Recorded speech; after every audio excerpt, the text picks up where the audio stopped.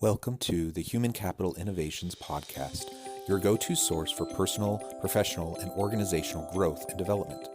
We hope you tune in often for all things people management, organizational development and change, organizational leadership, and social impact related. Maximize your personal and organizational potential with Human Capital Innovations Podcast.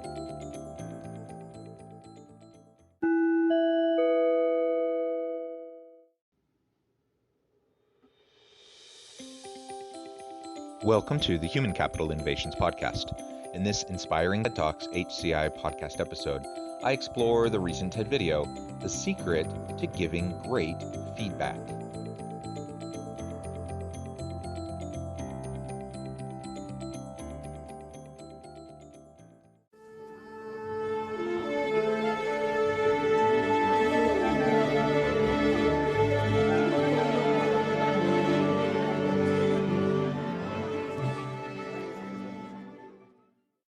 Welcome back to the Human Capital Innovations Podcast.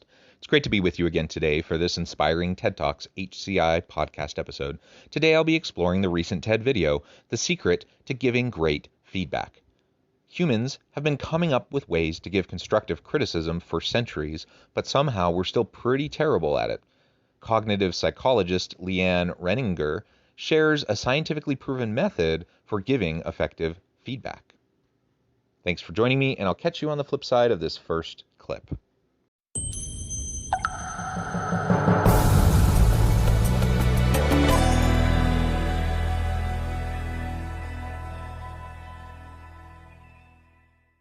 If you look at like a carpenter, they have a toolbox. A dentist, they have their drills. In our era and the type of work most of us are doing, the tool we most need is actually centered around being able to give and receive feedback well. Humans have been talking about feedback for centuries. In fact, Confucius, way back in 500 BC, talked about how important it is to be able to say difficult messages well. But to be honest, we're still pretty bad at it. In fact, a recent Gallup survey found that only 26% of employees strongly agree that the feedback they get actually improves their work. Those numbers are pretty dismal. So what's going on? The bottom line is that in today's world and the knowledge economy, we need to be able to communicate effectively with each other. And a huge piece of that communication is giving and receiving effective feedback so that we can learn and grow.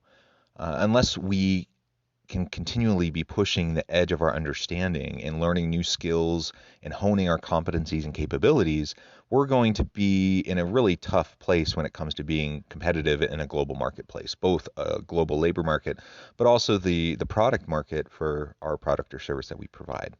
So ultimately, we need to hone our communication skills generally, our feedback skills more specifically. And as she mentions in that recent Gallup survey, only 26% of employees strongly agree that the feedback they receive actually helps them in their job. Now, I don't know how the rest of that breakdown was. Perhaps another 25% said they somewhat agree, and some said they were neutral. I don't know what the actual mean score was on that survey, but the bottom line is that should be like the number one thing that we hone, especially as leaders, as supervisors, as managers. We need to be able to give effective feedback. So in this short TED video, she walks through some of the keys to giving effective feedback, scientifically proven methods that will help you hone your skills, competencies, and capabilities around feedback.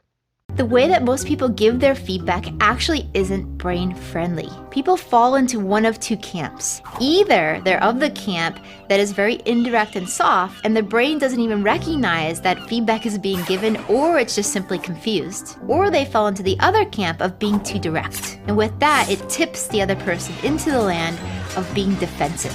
There's this part of the brain called the amygdala, and it's scanning at all times to figure out whether the message has a social threat attached to it. With that, we'll move forward in defensiveness, or move backwards in retreat. And what happens is the feedback giver then starts to dysregulate as well. They add more ums and ahs and justifications, and the whole thing gets wonky really fast. It doesn't have to be this way. I and my team have spent many years going into different companies and asking who here is a great feedback giver. Anybody who's named again and again, we actually bring into our labs to see what they're doing differently. What we find is that there's a 4-part formula that you can use to say any difficult message well. Okay, are you ready for it? Do you give brain-friendly feedback? The bottom line is most of us don't, despite our best intentions, despite our best efforts.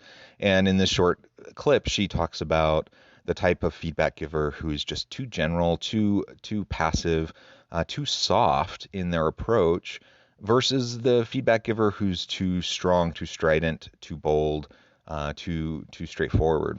And the bottom line is everyone's different in how they give and receive feedback. And so I think half the battle is knowing who you're talking to, knowing your audience, and then providing feedback in a way that they are more likely to hear. For some people, that means you have to be stinking direct. You have to be really, really direct. For other people, if you are too direct, the walls go up immediately and they don't hear a word you say. So audience analysis, I think, is really important here, understanding who you're talking to. And that speaks to the underlying issue of good leadership, that you need to know your people. You won't know how your team, how individuals on your team like to be and receive, how they like to receive feedback, unless you ask, unless you know them, unless you have interacted with them. And so get to know your people. Tailor your feedback in a way that matches how they like to receive feedback, and how they're more likely to receive it well. And then hone your approach using these 4 methods, these 4 tactics that she's going to be describing. Here we go. The first part of the formula is what we call the micro yes. Great feedback givers begin their feedback by asking a question that is short but important. It lets the brain know that feedback is actually coming. It would be something, for example, like, do you have 5 minutes to talk about how that last conversation went? Or I have some ideas for how we can improve things. Can I share them with you? This micro yes question does 2 things for you. First of all, it's going to be a pacing tool. It lets the other person know that feedback is about to be given. And the second thing it does is it creates a moment of buy-in. I can say yes or no to that yes or no question. And with that, I get a feeling of autonomy. The micro yes. Framing the upcoming conversation in a way that is more brain-friendly, that allows for them to give a quick yes, feel bought in to the upcoming conversation, feeling like they have autonomy, that they have power over the situation, that they don't feel cornered, that they don't feel threatened by what you're about to do. So just framing a really quick, can we chat about this? I want to discuss, what just happened in that presentation, or that conversation that we just had, or your interaction with that customer, or whatever. Frame it as a simple micro yes kind of a question that will allow, it's an easy win, allow them to connect, to buy in, and at that point you can move forward. Now that is only the very beginning. That's just framing the opportunity. It's signaling that, hey, we're about to have a feedback conversation. And in part, just being able to have that awareness so that they don't feel blindsided, that's a big part of it, but also just helping them feel connected and autonomous within that conversation, that they don't feel as threatened. They feel like they are able to contribute to the conversation, and it's not going to be unidirectional. The second part of the feedback formula is going to be giving your data point. Here you should name specifically what you saw or heard and cut out any words that aren't objective. There's a concept we call blur words. A blur word is something that can mean different things to different people. Blur words are things that are not specific. So for example, if I say, you shouldn't be so defensive, or you could be more proactive. What we see great feedback givers doing differently is they'll convert their blur words into actual data points. So for example, instead of saying, you aren't reliable, we would say, you said you'd get that email to me by 11, and I still don't have it yet. Specificity is also important when it comes to positive feedback. And the reason for that is that we want to be able to specify exactly what we want the other person to increase or diminish. And if we stick with blur words, they actually won't have any clue particularly what to do going forward to keep repeating that behavior.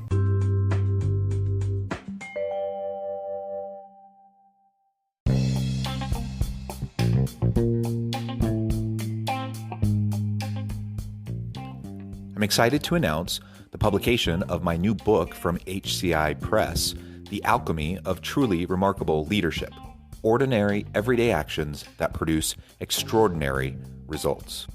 Consider how the nature of work has shifted over the past 50 years. With increased globalization, rapid technological advancement, and the shift in economic composition, the average job of today looks very different than the average job of 50 years ago. What will the jobs and organizations of tomorrow look like?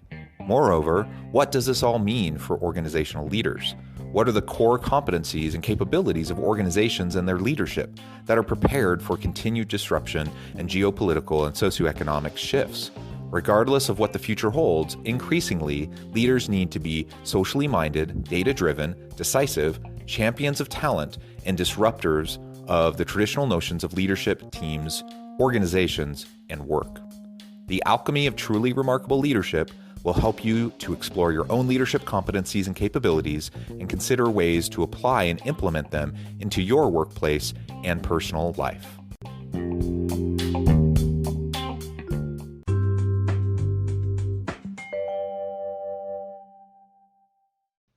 So giving specific feedback, I don't think that's a new tip to anybody. I think we all know that it's important to give specific feedback. As receivers of feedback, we want to know what the person is actually thinking. And so when they're super general, when they use blur words as she describes it, then we don't really know. What we tend to take away from that when it's more general and when there's quote unquote blur words is that this person doesn't like us, and it seems more like a personal thing. It seems like the person might be out to get us because they're not actually giving us feedback that might be helpful, that could allow us to change behavior. So be as specific as possible. Now, can we always be 100% objective? No, I mean, we're humans and we're interacting with other humans and we're in relationships, and perceptions are always subjective. And so it's not 100% objective ever. But if we can point to specific behaviors, specific outcomes, specific issues or problems that came to your attention, when you can get specific like that, then they can work with it. And most people, not everyone, but most people, they want to improve. They're in their job because they are happy to be there. They're excited about developing in their career. They want to learn. They want to grow. They eat up and desire the coaching, the mentoring, the feedback that you can give, but only if it's specifically given, if it's timely, and it's actually deemed as helpful. Otherwise, people just feel like they're running around trying to figure out like the hidden messages, the code behind the feedback that was given, and that's just a demotivator. The third part of the feedback formula is the impact statement. Here you name exactly how that data point impacted you. So for example, I might say, because I didn't get the message, I was blocked on my work and couldn't move forward. Or I really liked how you added those stories because it helped me grasp the concepts faster. It gives you a sense of purpose and meaning and logic between the points, which is something the brain really craves. So in the first two steps, you signal that feedback is about to happen, that there's going to be a conversation. You go for the quick yes, the easy win, generate autonomy, buy-in. The next step, of course, then at that point, you give the targeted, very specific feedback, the data point, the specific thing that you're addressing. Now, in this third step, you're giving the impact statement. You're helping them understand the outcome of what they did, whether it's good or bad, or neutral, I suppose. But the good, the bad, the ugly, at this point, you want them to be able to understand and connect through to the outcome. Whether it was intended or unintended, it doesn't really matter. They need to understand how their behavior impacts their coworkers, the leadership in the organization, the customers, the clients, whatever, right? That any key stakeholder, whatever that interaction is, they need to understand why it matters. And so if they're really creating an unhealthy team dynamic, they need to understand why specific things that they're doing are undermining the ability of the team to be effective together.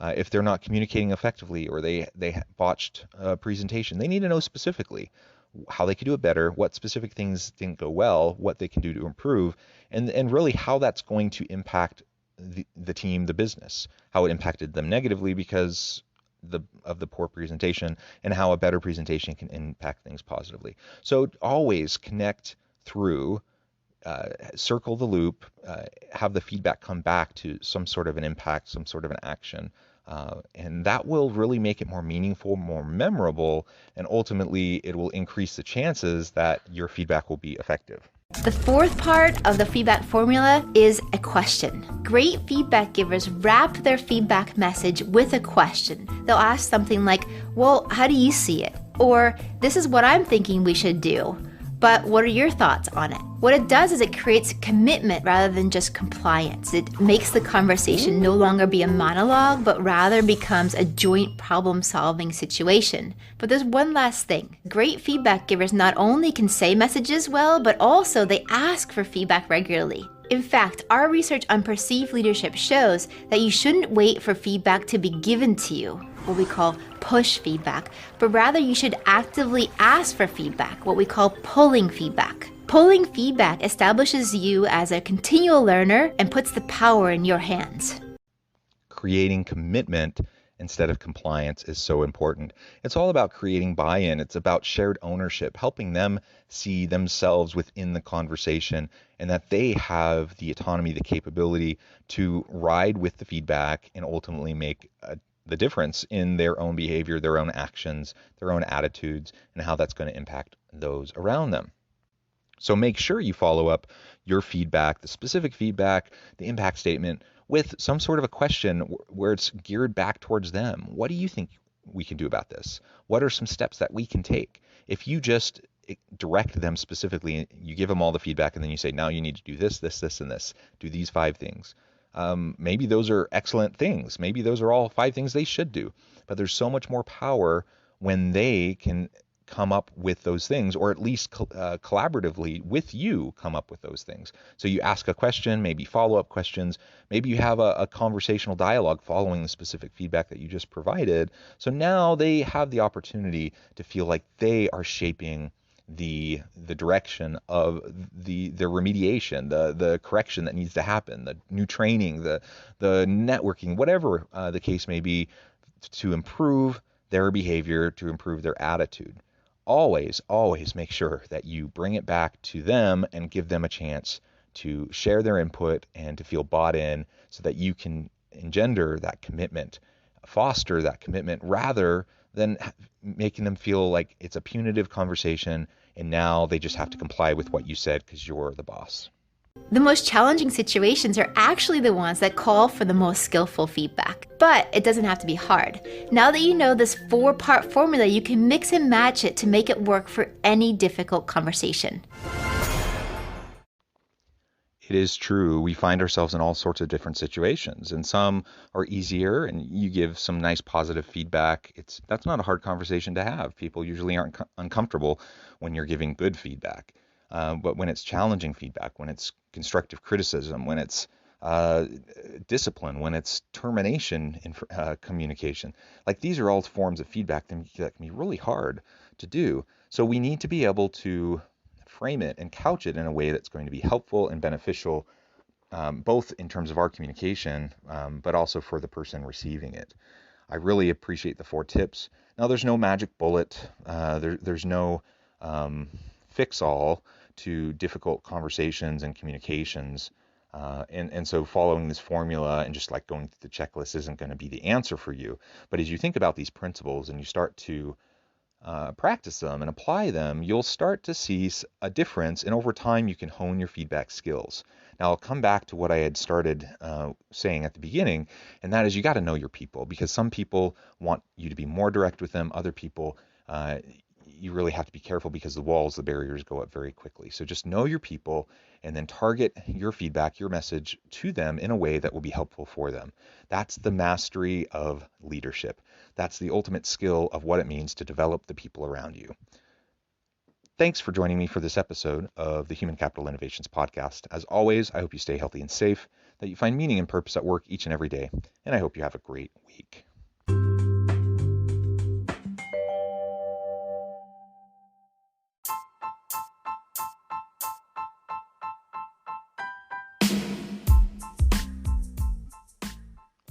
We are excited about the launch of HCI's new magazine, Human Capital Leadership.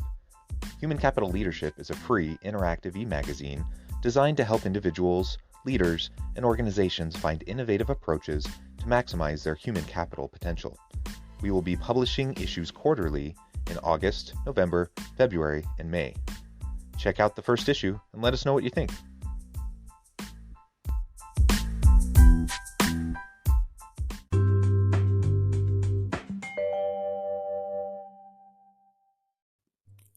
Thanks again for joining us for this episode of the Human Capital Innovations Podcast.